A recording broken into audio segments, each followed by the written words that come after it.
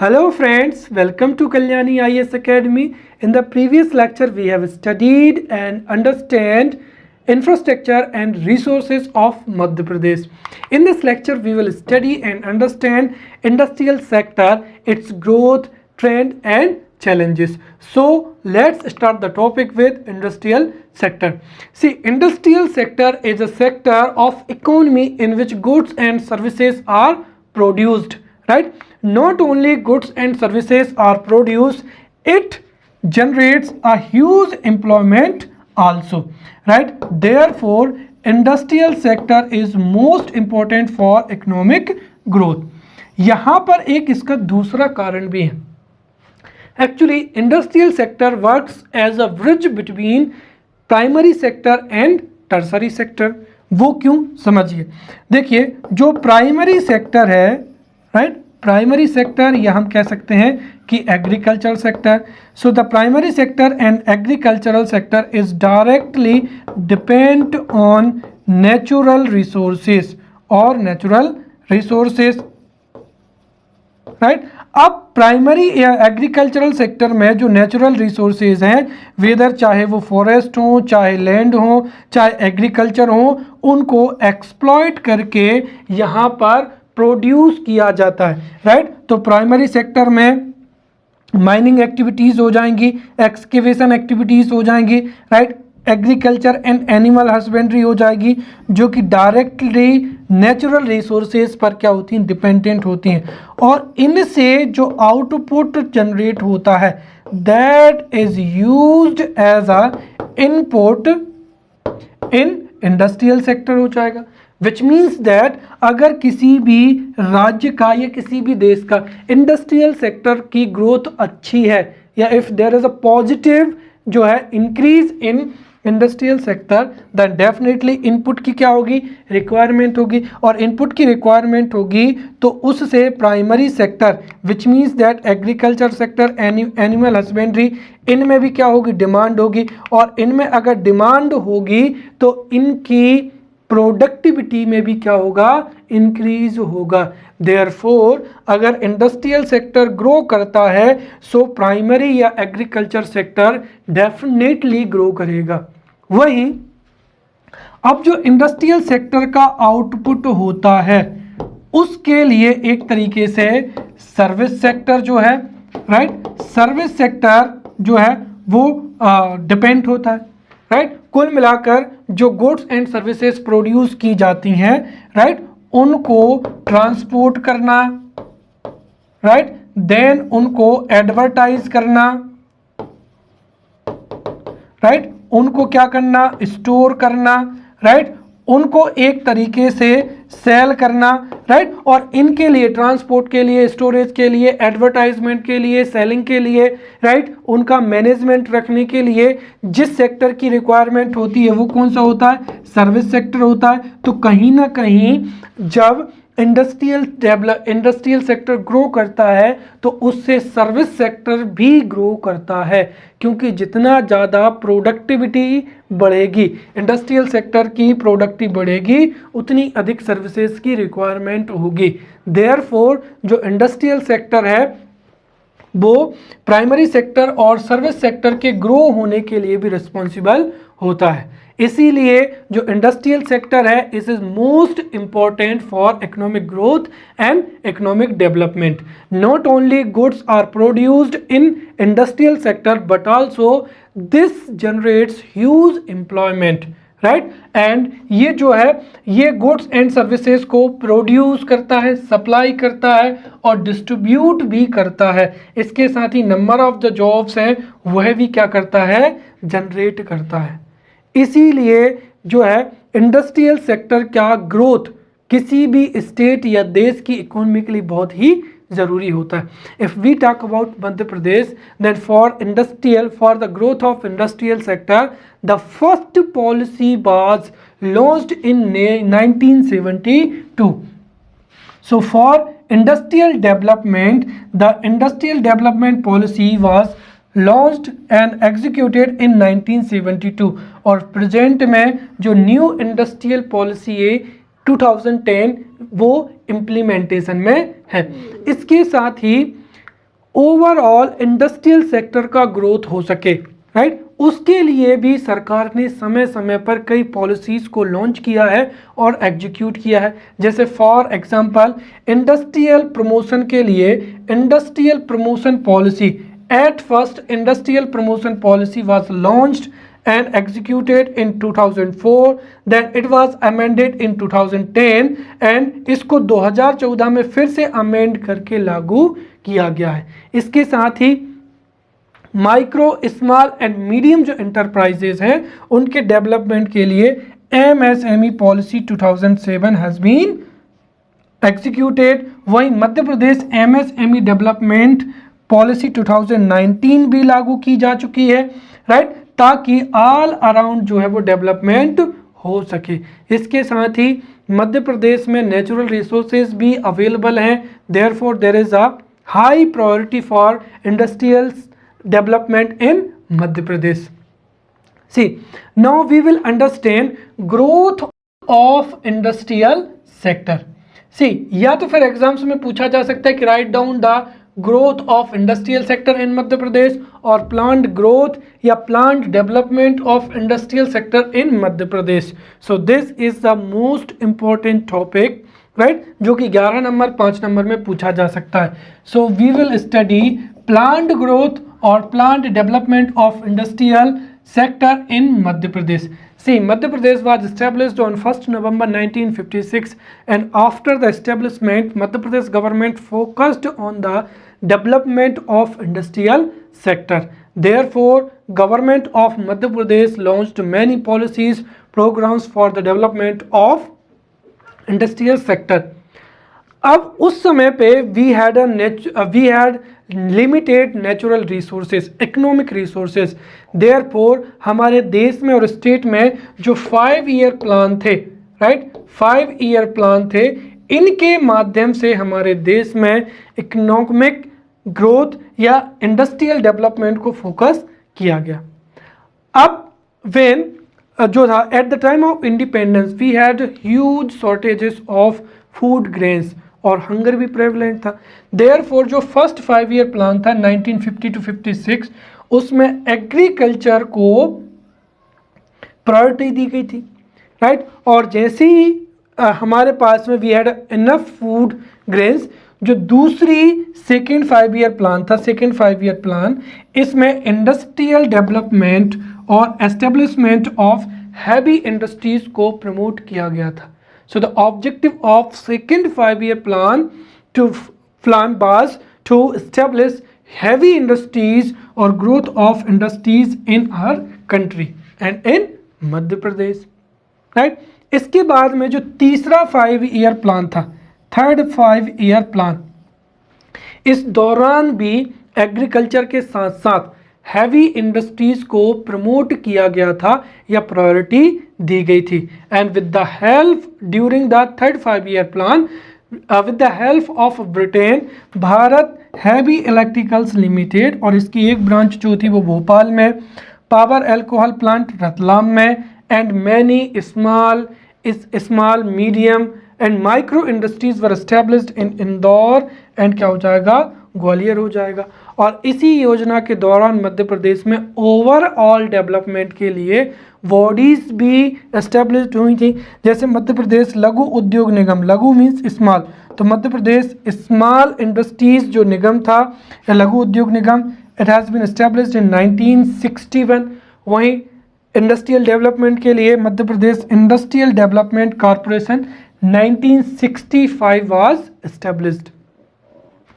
अब जो तीसरा 5 ईयर प्लान था वो था 1961 से 1966 के बीच में। अब इसी बीच में because of the China war, then Pakistan war, और उसके बाद में 2 लगातार क्या थे, फेमाइंस पड़े थे, उसकी वजह से हमारे देश में फूड शॉर्टेजेस भी हो गई थी and we had to divert our natural resources for to overcome this situation, जो कि चाइना वार, पाकिस्तान वार और फेमाइन के कारण हुई थी। इसलिए 1966 के बाद में जो था पॉलिसी हॉलीडे थे और इसी पॉलिसी या प्लान हॉलीडे के दौरान ही मध्य प्रदेश में security paper mill was established in Hoshangabad, जहां पर नोट छापने का कार्य या जो करेंसी पेपर था that has to be manufactured in security paper mill Hoshangabad. अब वहीं पर अगर हम 4th 5 ईयर प्लान की बात करते हैं तो during 4th 5 year plan 31 large and middle जो थी वो इंडस्ट्रीज मध्य प्रदेश में इस्टेब्लिश्ड की गई थी। लाइक यहाँ पर हाइड्रोजनरेट ऑयल प्लांट हो जाएगा, फेरिक एसिड हो जाएगा, ग्लिसरीन प्लांट हो जाएंगे, राइट। ये सभी नोटेबल जो इंडस्ट्रीज थी ये पब्लिक सेक्टर में इस्टेब्लिश की गई थी और धीरे धीरे हमारा जो इंडस्ट्रियल सेक्टर था वो ग्रोथ कर रहा था। इसके साथ ही जो 5th 5 ईयर प्लान था, राइट, इस 5th 5 ईयर प्लान में एग्रो वेस्ट और उसके साथ साथ ही जो एग्रो वेस्ट इंडस्ट्री जितनी भी थी उनको प्रायोरिटाइज किया गया था ताकि एग्रो वेस्ट जो प्रोसेसिंग इंडस्ट्रीज हैं उनका भी इस्टेब्लिशमेंट हो और एग्रीकल्चर सेक्टर का भी क्या हो, ग्रोथ हो। इसके साथ ही ओवरऑल जो इंडस्ट्रियलाइजेशन की जो रेट थी इसको इंक्रीज करने का लक्ष्य रखा गया था, राइट। फिर इंडस्ट्रियल जो प्रोडक्शन था इसको इंक्रीज करने का लक्ष्य रखा गया था। एग्रो बेस्ड जो इंडस्ट्रीज है उनको इस्टेब्लिश करने का लक्ष्य रखा गया था। इसके साथ ही एम्प्लॉयमेंट अपॉर्चुनिटीज को बढ़ाने का भी लक्ष्य रखा गया था। Therefore during 5th 5 year plan many leather, cloth, wood, agriculture machinery waste, wire making and electrical material waste जो थी वो industries were established in Madhya Pradesh.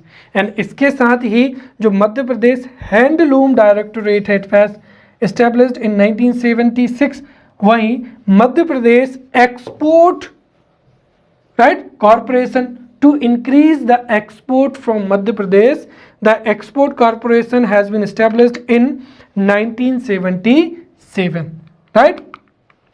और उसके बाद में जो 6th and 7th 5 year plan था उस समय पर जो था मध्य प्रदेश में लार्ज एंड मीडियम स्केल जो इंडस्ट्रीज थी उनको और भी ज़्यादा प्रमोट किया गया, प्रायोरिटाइज किया गया और मध्य प्रदेश में 1988-90 तक 479 जो थे इतनी इंडस्ट्रीज जो थी इस्टेब्लिश्ड हो चुकी थी और नई इंडस्ट्रीज की इस्टेब्लिशमेंट के लिए 4347 करोड़ जो था वो इन्वेस्ट हो चुका था। वहीं 8th 5 ईयर प्लान की बात करें तो इंडो जर्मन जो टूल कंपनी है it has been established in 1994 ताकि जो है इंडिया एंड जर्मनी के कोऑपरेशन से मध्य प्रदेश में टूल्स मैन्युफैक्चर किए जाएं, राइट। और आपको पता होगा कि इसी दौरान राजीव गांधी गवर्नमेंट ने कंप्यूटराइजेशन जो कंप्यूटराइजेशन था उसको स्टार्ट कर दिया गया था। तो 1985 के बाद में इलेक्ट्रॉनिक जो इक्विपमेंट्स थे उनकी भी मार्केट में डिमांड थी और उनको भी गवर्नमेंट प्रायोरिटी दे रही थी। देयरफॉर मध्य प्रदेश इलेक्ट्रॉनिक्स जो development corporation, Madhya Pradesh electronics development corporation has been established in Madhya Pradesh, right. और उसको नोडल एजेंसी के रूप में इलेक्ट्रॉनिक डेवलपमेंट के लिए क्या किया गया था, नोटिफाई किया गया था। इसके साथ ही इलेक्ट्रॉनिक डेवलपमेंट हो सके इसके लिए इलेक्ट्रॉनिक टेस्टिंग एंड डेवलपमेंट जो सेंटर है that has been set up by the government of India in Indore, right. इसके साथ ही ट्रांसपोर्ट को एफिशिएंट बनाने के लिए इनलैंड कंटेनर डिपोट ट्रांसपोर्ट, ताकि कंटेनर से एफिशिएंट तरीके से हम ट्रांसपोर्ट कर सकें, उसके लिए पीतमपुर में inland container depot transport has been established, right. इसके साथ ही मध्य प्रदेश में कई और फैसिलिटीज़ प्रोवाइड की गई ताकि एक्सपोर्ट को प्रमोट कर सकें और इंपोर्ट को सब्स्टिट्यूट कर सकें या इंपोर्ट को रिड्यूस कर सकें। इसके लिए Madhya Pradesh export corporation has been constituted, right. अब अगर हम यहाँ पर देखें 11th 5 ईयर प्लान, तो 11th 5 ईयर प्लान में इंडस्ट्रीज को और अधिक प्रमोट करने के लिए ओवरऑल तरीके से industry promotion policy was started in 2010। इसके साथ ही 2012 में 17 न्यू जो इंडस्ट्रीज एरियाज थे उनको डेवलप किया गया। वहीं जो 12 5 ईयर प्लान था इसमें micro, small and medium industries तथा टेक्सटाइल इंडस्ट्रीज को प्रमोट किया गया था, क्योंकि आपको पता होगा कि जो इस MSME सेक्टर है, micro small and medium enterprises है, ये लगभग हमारे एक्सपोर्ट में it has contribution more than 45%। इसीलिए एक्सपोर्ट को इंक्रीज करने के लिए, एम्प्लॉयमेंट को जनरेट करने के लिए MSME सेक्टर को प्रायोरिटाइज किया गया। इसके साथ ही Madhya Pradesh has a huge production of cotton also, therefore textile industries also promoted, and for that जो है फाइनेंशियल असिस्टेंट भी गवर्नमेंट के द्वारा दिया गया।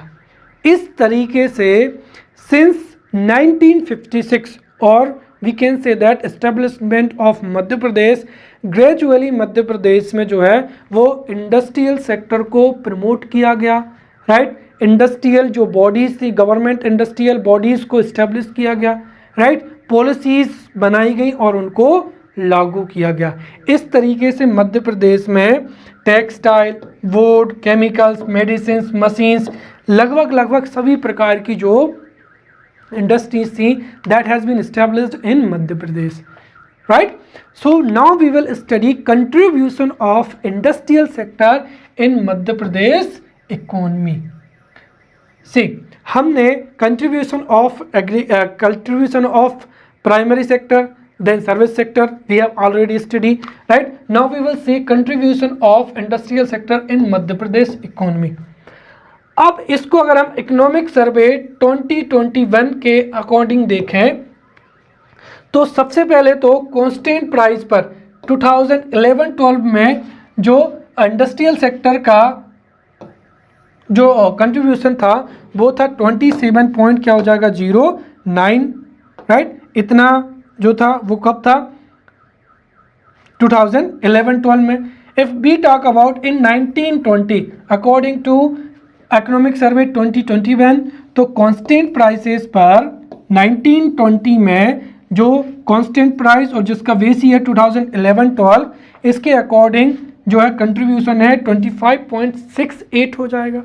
देन कांस्टेंट प्राइसेस पर 2021 में जो एडवांस एस्टीमेट है उसके अनुसार जो कंट्रीब्यूशन है वो 25 पॉइंट क्या हो जाएगा 62 हो जाएगा।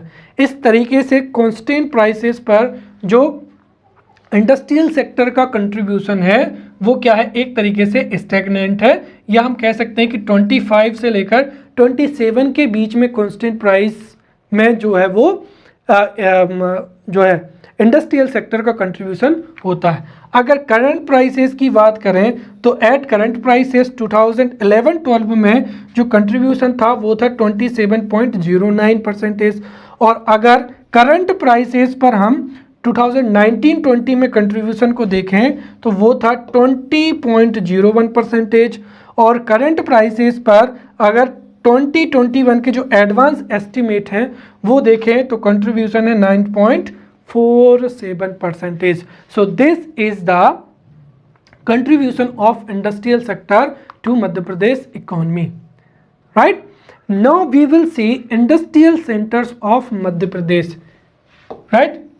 At first I would like to tell you that कि जो मध्य प्रदेश गवर्नमेंट है वो इंडस्ट्रियल सेंटर को, राइट, या फिर हम एक तरीके से बात करें स्पेशल इकोनॉमिक जोन को, एग्रीकल्चर एक्सपोर्ट जोन को, राइट, इनको डेवलप ही क्यों करती है। देखिए in the previous lecture we have studied that कि इकोनॉमी के ओवरऑल डेवलपमेंट के लिए infrastructure is the most important. What is required, infrastructure is required, और इंफ्रास्ट्रक्चर के लिए गवर्नमेंट के पास में इकोनॉमिक एंड फाइनेंशियल रिसोर्सेज होने चाहिए, और हमें पता है कि गवर्नमेंट के पास में इकोनॉमिक और जो फाइनेंशियल है वो, राइट, इकोनॉमिक और जो नेचुरल रिसोर्सेज, नेचर माइंस, उनकी मिनरल्स की बात करें, राइट, क्रेडिट की बात करें या फैसिलिटीज़ की बात करें, ये लिमिटेड होती हैं। Therefore government can not connect every villages via जो है एवरी जो ऑल वेदर रोड्स हैं या रेलवे हैं या एयरपोर्ट्स हैं, इससे हर एक गांव को, हर एक सिटी को नहीं जोड़ा जा सकता है, क्योंकि गवर्नमेंट के पास में इतना इंफ्रास्ट्रक्चर या गवर्नमेंट के पास में इतने रिसोर्सेज नहीं है। दूसरी चीज़ ये है कि गवर्नमेंट हर जगह पर एट लोएस्ट प्राइस पर जो है वाटर या इलेक्ट्रिसिटी भी प्रोवाइड नहीं करा सकती है, राइट। हाँ, इसके लिए गवर्नमेंट क्या कर सकती है कि किसी एक एरिया को नोटिफाई करेगी और गवर्नमेंट विल अनाउंस दैट हम इस एरिया को बेहतर कनेक्टिविटी प्रदान करेंगे, we will provide electricity, water and land at a lowest price. और इससे क्या होगा कि इन्वेस्टमेंट अट्रैक्ट होगा और लार्ज स्केल जो इंडस्ट्रीज हैं वो इस एरिया में क्या होंगी, एस्टेब्लिश होंगी। तो एक और इंडस्ट्रियल डेवलपमेंट भी होगा और government would be able to develop a particular area in industrial sector, right. तो मध्य प्रदेश गवर्नमेंट ने आफ्टर 1956 कई एरिया को इंडस्ट्रियल सेक्टर के रूप में नोटिफाई किया और उनको डेवलप किया। और मध्य प्रदेश गवर्नमेंट ने जो इंडस्ट्रियल सेंटर्स को डिक्लेयर किया था उनमें से 6 इंडस्ट्रियल जो सेक्टर्स हैं, 6 industrial sectors have been approved by the government of India, which means that whenever government of India will make a policy or will develop infrastructure, these 6 industrial sectors were also included in that policy। और ये है, याद रखें, पीतमपुर धार में, मेघनगर झाबुआ में, पीलूखेड़ी राजगढ़ भोपाल में, पुरैना पन्ना में, right, Malanpur Bhind में और मनेरी मंडला में। इसके साथ ही there are 4 industrial complexes in Madhya Pradesh also, जो कि है इलेक्ट्रॉनिक कॉम्प्लेक्स इंदौर में है, लेदर कॉम्प्लेक्स देवास में है, एग्रो कॉम्प्लेक्स छिंदवाड़ा में है और स्टेनलेस स्टील कॉम्प्लेक्स कहाँ पर है, सागर में। इसके साथ ही जो नेशनल न्यूज़ प्रिंट पेपर मिल नेपानगर बुरहानपुर में है, सिक्योरिटी पेपर मिल कहाँ पर है, होशंगाबाद में है, करेंसी प्रिंटिंग प्रेस कहाँ है, देवास में है। इस तरीके से मध्य प्रदेश के डिफरेंट सिटीज़ में डिफरेंट जो है वो इंडस्ट्रीज लोकेटेड है, right. Now we will see important industries established in Madhya Pradesh, right. और मध्य प्रदेश में जो इंडस्ट्रीज हैं उनको हम देखेंगे और मध्य प्रदेश की जो जितनी भी एस्टेब्लिश्ड इंडस्ट्रीज हैं इनमें से maximum industries are controlled and managed by private sector. तो हम मध्य प्रदेश की सभी इंपॉर्टेंट इंडस्ट्रीज को यहाँ पर 1 by 1 देखेंगे। सबसे पहला हो जाएगा watch factory which is in Betul, then diamond factory Panna, lac factory Umaria, vegetable oil unit Shajapur, soybean plant Ujjain, match industry Gwalior, leather toy industry Indore, metal sculpture industry Hoshangabad, marble carving industry जो है वो 2 है, एक Jabalpur Chhatarpur, then biscuit factory Gwalior में है, पीवीसी पाइप फैक्ट्री सतना में है, right, sulphuric acid plant Nagda में है और एस्वेटस सीमेंट जो फैक्ट्री है वो कहाँ पर है, कैमूर में है। So these were the important industries of Madhya Pradesh. Now we will see important state government public industries. तो अभी जो जितनी भी हमने इंडस्ट्रीज को पढ़ा था उनमें मैक्सिमम जो इंडस्ट्रीज थी वो मैनेज्ड एंड कंट्रोल्ड बाय थी प्राइवेट सेक्टर। अब हम उन इंडस्ट्रीज को देखेंगे जो कि owned and managed by government sector. So let's see important state government public sector industries. उसमें पहली हो जाएगी टिम्बर ट्रीटमेंट प्लांट, ये इंदौर में है और यहाँ पर टिम्बर जो है लकड़ी का एक तरीके से उससे कई प्रकार की जो है वस्तुएं बनाई जाती है। तो टिम्बर ट्रीटमेंट प्लांट इंदौर। दूसरा हो जाएगा ग्वालियर पोट्रीज हो जाएगा, राइट, ग्वालियर में है, जिसमें कप हो जाएगा, प्याला हो जाएगा, तस्तरी हो जाएगा, राइट, शुगर एंड जो टी पॉट हैं वो यहाँ पर बनाए जाते हैं। Then Gwalior leather factory and tannery हो जाएगा, ये ग्वालियर में है जहाँ पर शूज टेंट तिरपाल, राइट, यूटेंसिल्स जो हैं वो बनाई जाती हैं। देन देवास इलेक्ट्रिकल्स देवास में है, जिसमें इंडस्ट्रियल डिवाइस बनाई जाती हैं। Ratlam alcohol plant and carbon dioxide industries, तो जो कार्बन डाइऑक्साइड इंडस्ट्रीज है, इसमें स्प्रिट कार्बन डाइऑक्साइड प्रोडक्ट्स बनाए जाते हैं, और एल्कोहल इंडस्ट्री में अल्कोहल प्रोड्यूस किया जाता है। अम्ब्रेला इंडस्ट्री कहाँ है? महू में है। देन इंजीनियरिंग वर्क्स जो है इंदौर में होता है, राइट। भोपाल इंडस्ट्रीज फर्नीचर के लिए फेमस है।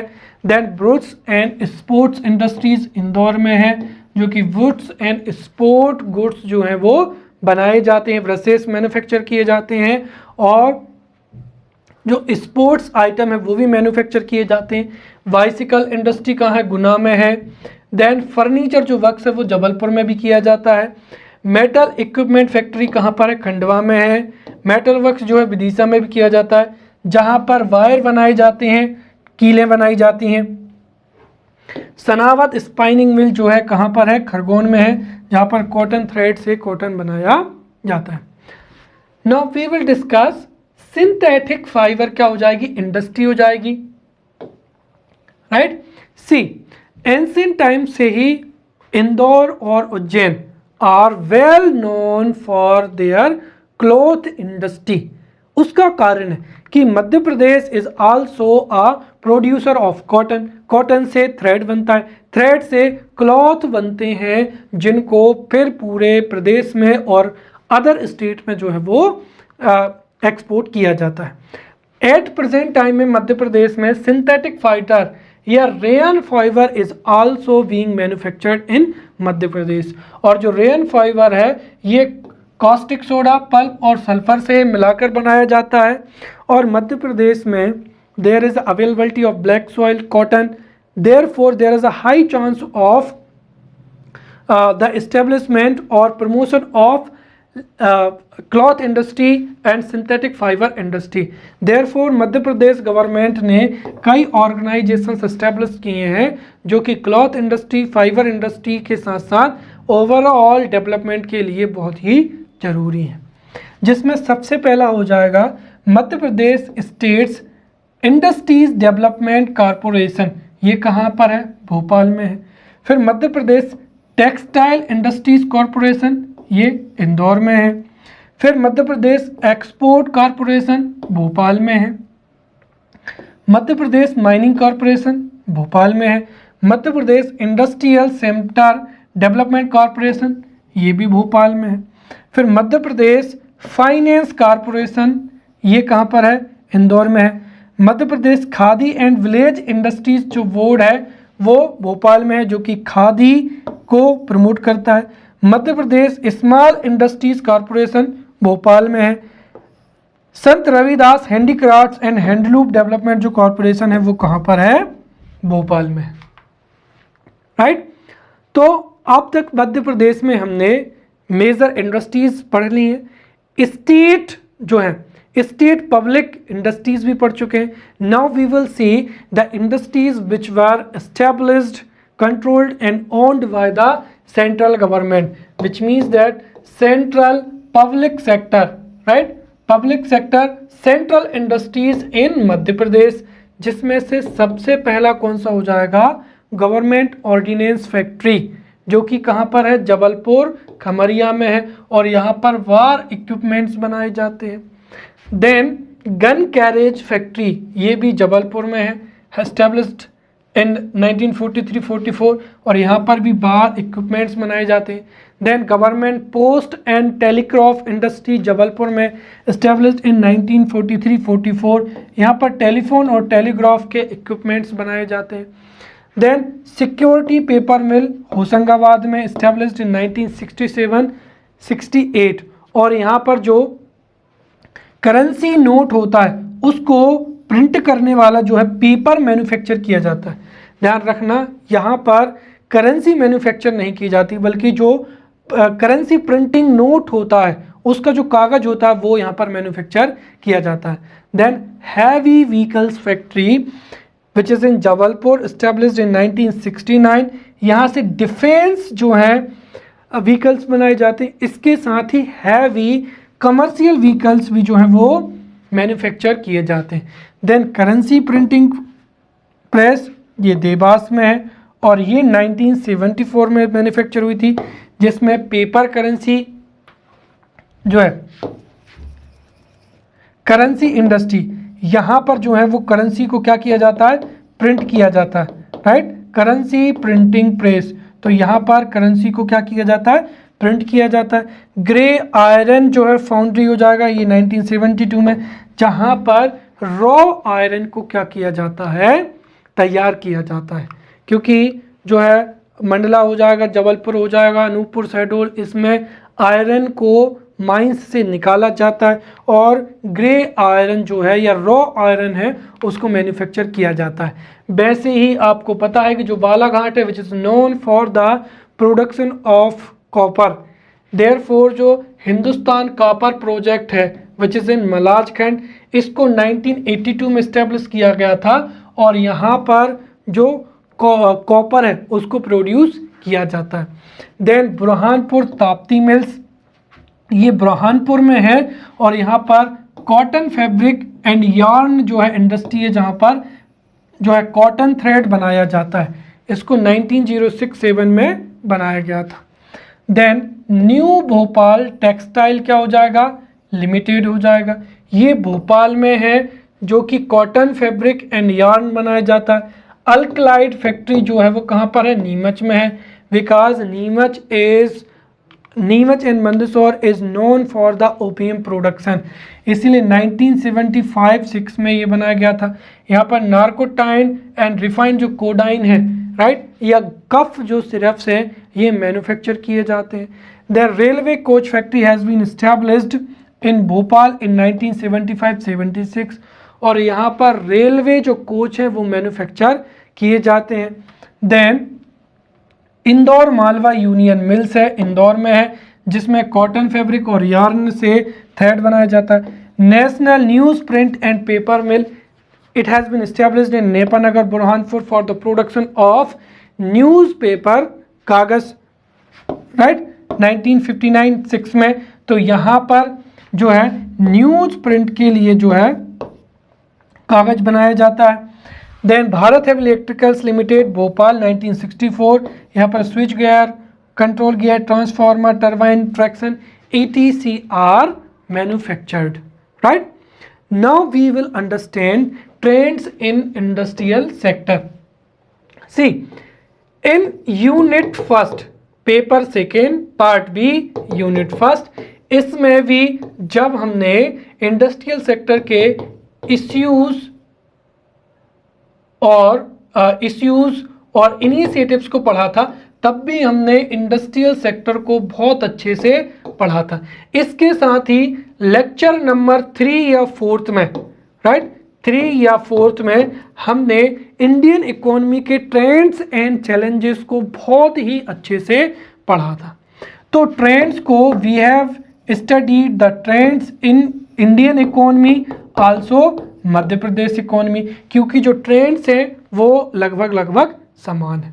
जैसे प्रेवलेंस ऑफ पॉवर्टी हो जाएगा, right, prevalence increase in unemployment हो जाएगा, राइट, मैस्कुलाइजेशन ऑफ क्या हो जाएगा, masculinisation of city area, feminisation of क्या हो जाएगा, रूरल एरियाज हो जाएगा, या फेमिनाइजेशन ऑफ एग्रीकल्चर हो जाएगा।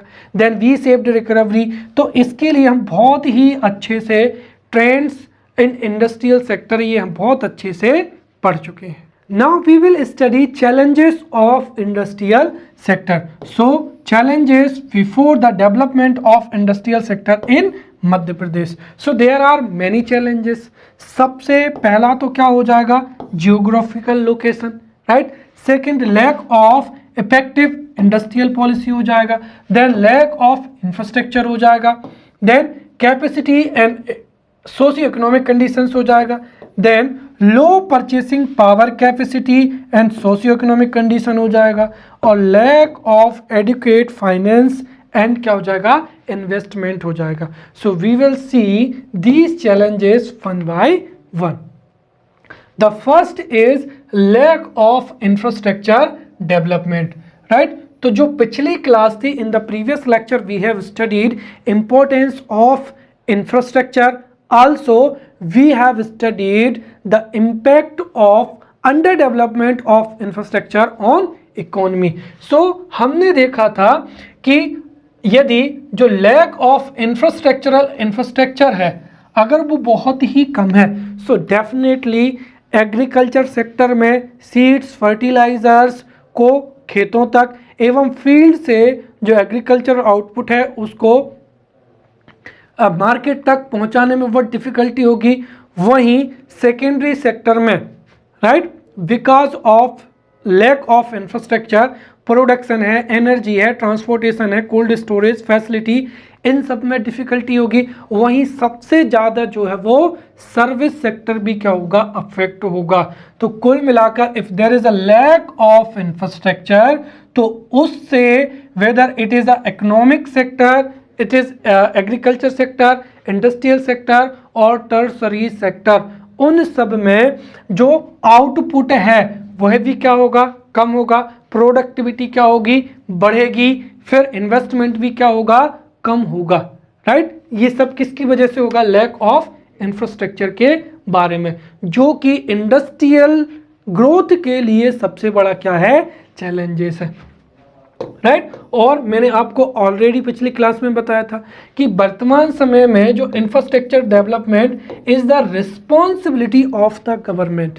B pay taxes to the government and it is the duty of government to provide world class infrastructure in our state. और अगर इंफ्रास्ट्रक्चर अच्छा होगा तो तीनों के तीनों सेक्टर हैं वो बहुत ही अच्छे से ग्रो करेंगे, राइट। तो दूसरा यहां पर हो जाएगा lack of effective industrial policy.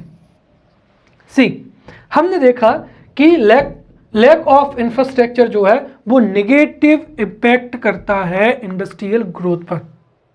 And if government is willing to increase the infrastructure in state then what is required, right, resources. अगर मध्य प्रदेश के पास में फाइनेंशियल और मिनरल रिसोर्सेज लिमिटेड हैं, डिस्पाइट दिस अगर गवर्नमेंट को जो है वो इंडस्ट्रियल डेवलपमेंट करना है तो डेफिनेटली इसके लिए एक इफेक्टिव इंडस्ट्रियल पॉलिसी होना चाहिए। और इस इंडस्ट्रियल पॉलिसी से whatever natural resources we have, whatever financial resources we have, we could efficiently use these natural resources और उससे हम इंडस्ट्रियल सेक्टर को ग्रोथ में उनको हम इनपुट कर पाएं। इसके साथ ही जो इंडस्ट्रियल पॉलिसी है वो also plays an important role for the direction of the industrial development. भाई गवर्नमेंट जिस सेक्टर में टैक्सेस को इंक्रीज करेगी उनका ग्रोथ जो है वो नेगेटिवली अफेक्ट होगा। और गवर्नमेंट जहां पर सब्सिडी प्रोवाइड करेगी, गवर्नमेंट जिन सेक्टरों में टैक्स रिडक्शन प्रोवाइड करेगी, राइट, सब्सिडी देगी, अम्यूनिटीज देगी, राइट, लो रेट पर इलेक्ट्रिसिटी प्रोवाइड करेगी, डेफिनेटली वहां पर जो है इंडस्ट्रियल ग्रोथ होगी। इसीलिए अगर मध्य प्रदेश को इंडस्ट्रियली ग्रोथ लाना है तो उसके लिए इफेक्टिव इंडस्ट्रियल पॉलिसी होना चाहिए, ताकि हमारे जो नेचुरल रिसोर्सेज हैं, हमारे जो भी इंफ्रास्ट्रक्चर है उसको हम इम्प्रूव कर सकें।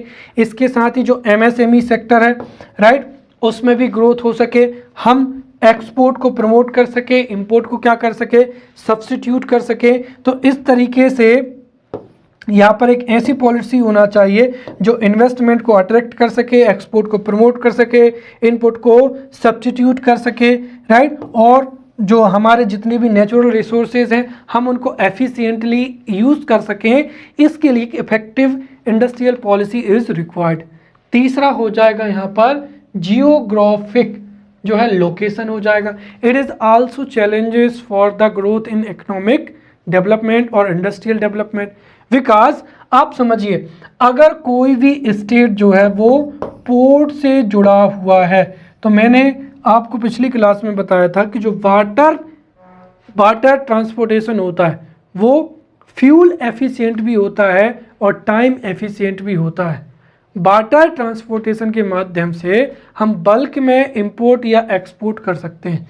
इसीलिए those states which are having coastal areas, वो वहाँ पर पोर्ट्स को डेवलप किया जा सकता है और वहाँ से उन पोर्ट से जो गुड्स एंड सर्विसेज हैं उनको हम दूसरे देशों को क्या कर सकते हैं, एक्सपोर्ट और इंपोर्ट कर सकते हैं। इसीलिए यहाँ पर पोर्ट्स का एस्टेब्लिशमेंट होगा, डेवलपमेंट होना बहुत ही ज़रूरी होता है। और मध्य प्रदेश की लोकेशन की बात करें सो Madhya Pradesh is a fully landlocked क्या हो जाएगा, स्टेट हो जाएगा। इसीलिए अगर मध्य प्रदेश को एक्सपोर्ट करना है तो उसके लिए मध्य प्रदेश में बहुत ही अच्छा लो लेवल पर क्या होना चाहिए, मैन्युफैक्चरिंग होना चाहिए, क्योंकि हमें पोर्ट तक जो है उसको ट्रांसपोर्ट करना भी पड़ेगा, जिससे ट्रांसपोर्टेशन कॉस्ट बढ़ेगी, वस्तुओं के प्राइसेस बढ़ेंगे, तो हो सकता है कि मार्केट में कंपटीशन में हमारे प्रोडक्ट्स कम हो जाएं। इसीलिए मध्य प्रदेश की जो लैंड लॉक्ड पोजीशन है वह भी एक तरीके से एक्सपोर्ट ओरिएंटेड नहीं है और ना ही इंपोर्ट ओरिएंटेड है। इसीलिए we are depend on the exporting our products in neighbouring क्या हो जाएगा, स्टेट हो जाएगा, राइट। तो ये मध्य प्रदेश, जो मध्य प्रदेश की लैंड लॉक्ड सिचुएशन है, ये भी इंडस्ट्रियल ग्रोथ के लिए, या हम एक तरीके से कहें कि ट्रांसपोर्टेशन कॉस्ट बढ़ने की वजह से जो है वो इंडस्ट्रियल ग्रोथ के लिए नेगेटिव इम्पैक्ट करती है। नेक्स्ट हो जाएगा लैक ऑफ एडुकेट फाइनेंस, और क्या हो जाएगा, इन्वेस्टमेंट हो जाएगा। अब अगर हम देखें तो there is a high illiteracy, right. Madhya Pradesh में अनएम्प्लॉयमेंट भी ज़्यादा है, पॉवर्टी भी ज़्यादा है। मध्य प्रदेश का जो इंफ्रास्ट्रक्चर है वह भी बहुत ही ज़्यादा क्या है, कम है, राइट। इसके साथ ही मध्य प्रदेश एक लैंड लॉक्ड स्टेट भी है। इस वजह से Madhya Pradesh is unable to attract huge amount of जो है वो इन्वेस्टमेंट को अट्रैक्ट करने में क्या होता है, अनेबल है, राइट। और इसीलिए जो है गवर्नमेंट एवरी ईयर जो है इन्वेस्टर्स मीट्स को ऑर्गेनाइज कराती है, ताकि जो है विदेशों से एमएनसीज और फॉरेन जो नेशनल्स हैं वो हमारे देश में आए और इन्वेस्ट को बढ़ाएं। बट दिक्कत क्या है कि मध्य प्रदेश की जोग्राफिक लोकेशन, अनएम्प्लॉयमेंट, पॉवर्टी, लो इंफ्रास्ट्रक्चर, इनकी वजह से इन्वेस्टमेंट कम होता है। इस वजह से क्या है कि क्रेडिट की जो है वो अवेलेबिलिटी भी क्या है, कम है। इससे न्यू इंडस्ट्रीज जो है वो बहुत ही लो रेट से क्या हो रही है, मध्य प्रदेश में एस्टेब्लिश हो रही। इसके साथ ही government is spending huge amount of money on health education to improve the health and education in Madhya Pradesh. उसकी वजह से भी मध्य प्रदेश के पास में जो इफेक्टिव, या हम एक तरीके से एडुकेट फाइनेंस कहें, वो भी नहीं है। इस वजह से भी मध्य प्रदेश में जो इंडस्ट्रियल ग्रोथ है वो नेगेटिवली अफेक्ट हो रही है, and this is a challenge हो जाएगा। Next is lack of skilled and trained क्या हो जाएगा, लेयर हो जाएगा। अब मध्य प्रदेश में अगर हम देखें तो मध्य प्रदेश में स्किल्ड और जो ट्रेंड ह्यूमन रिसोर्सेज है वो भी क्या है, बहुत कम है। और skilled and trained resources is the most essential and most important for the industrial growth and service sector growth. But Madhya Pradesh में पॉवर्टी के चलते, राइट, अनएम्प्लॉयमेंट के चलते हेल्थ एंड एजुकेशन पर जो स्पेंड किया जाता है वो बहुत ही क्या है, कम है। इस वजह से मध्य प्रदेश में एजुकेशन तो अच्छा है, लेकिन स्किल्ड और जो ट्रेंड ह्यूमन रिसोर्सेज है उसकी क्या है, कमी है। इवन मध्य प्रदेश की गवर्नमेंट जॉब्स में भी अदर स्टेट्स की तुलना में जितने मध्य प्रदेश के गवर्नमेंट ऑफिशियल दूसरे स्टेट्स में नहीं है, वहीं दूसरे राजस्थान, हरियाणा, उत्तर प्रदेश के कई व्यक्ति मध्य प्रदेश के गवर्नमेंट कार्यालयों में वर्क कर रहे हैं, क्योंकि वो उतनी ट्रेंड है। और यही कंडीशन किसकी है, प्राइवेट सेक्टर की है। तो मध्य प्रदेश की प्राइवेट इंडस्ट्रीज में भी जो आउटसाइडर्स हैं वो ह्यूज अमाउंट में कार्यरत है। उसका हम कारण ये मान सकते हैं कि मध्य प्रदेश से ज़्यादा स्किल्ड और ज़्यादा ट्रेंड और ज़्यादा एफिशिएंट जो है वो दूसरे राज्यों के लोग हैं। तो इस वजह से मध्य प्रदेश में जो स्किल्ड, अनस्किल्ड और जो ट्रेंड लेबर है उसकी क्या है, कमी पाई जाती है। इसके साथ ही मध्य प्रदेश में जो हायर टेक्निकल है या मैनेजमेंट एजुकेशन है उसकी भी क्या है, कमी पाई जाती है, राइट। इस वजह से भी मध्य प्रदेश में जो एम्प्लॉयमेंट जनरेट होने की कंडीशन है वह भी क्या होती है, कम होती है, राइट। इसके साथ ही नेक्स्ट जो पॉइंट हो जाएगा वो ये है कि मध्य प्रदेश में जो पीपल है वो सेल्फ एम्प्लॉयमेंट के लिए भी मोटिवेटेड नहीं है। इसके साथ ही मध्य प्रदेश में अनएम्प्लॉयमेंट के चलते हुए, फिर उसके साथ में भी अनएम्प्लॉयमेंट पॉवर्टी के चलते हुए जो परचेसिंग पावर है वह भी क्या होती है, कम होती है। तो एक तो मध्य प्रदेश में परचेसिंग जो पावर है, राइट, वह भी क्या है, कम है, जिसको भी हम अगले बिंदु में समझेंगे। इस वजह से भी जो एग्रीगेट डिमांड कम होती है। इसके साथ ही जो सेल्फ एम्प्लॉयमेंट है और जो एंटरप्रेन्योरशिप है ये तो हमारे देश में और मध्य प्रदेश में दोनों ही क्या होता है, कम होता है, राइट। हमारे मध्य प्रदेश में जो परचेसिंग पावर कम होती है, क्रेडिट फैसिलिटी कम होती है, इसीलिए जो न्यू बिजनेस हैं, न्यू स्टार्टअप्स हैं वो भी बहुत ही कम मात्रा में इस्टेब्लिश किए जाते हैं। और एंटरप्रेन्योरशिप और सेल्फ एम्प्लॉयमेंट ना होने की वजह से भी हमारे मध्य प्रदेश में जो इंडस्ट्रियल डेवलपमेंट नेगेटिवली अफेक्ट होता है। इसके साथ ही मैंने बताया है कि लो परचेसिंग पावर, कैपेसिटी और सोशियो इकोनॉमिक कंडीशन हो जाएंगी। तो मध्य प्रदेश में there is a huge unemployment, huge poverty, उस वजह से लो परचेसिंग पावर पैरिटी है, राइट। और लो परचेसिंग पावर होने की वजह से मध्य प्रदेश में जो एग्रीगेट डिमांड है, राइट, वो डिमांड भी क्या होती है, कम होती है। और इसकी वजह से एम्प्लॉयमेंट जनरेट नहीं होता है, नई एस्टेब्लिश जनरेट नहीं होते हैं और इससे पॉवर्टी और अनएम्प्लॉयमेंट जो है वो और भी ज़्यादा बढ़ते चले जाते हैं। ये दोनों पॉइंट एक दूसरे से रिलेटेड है।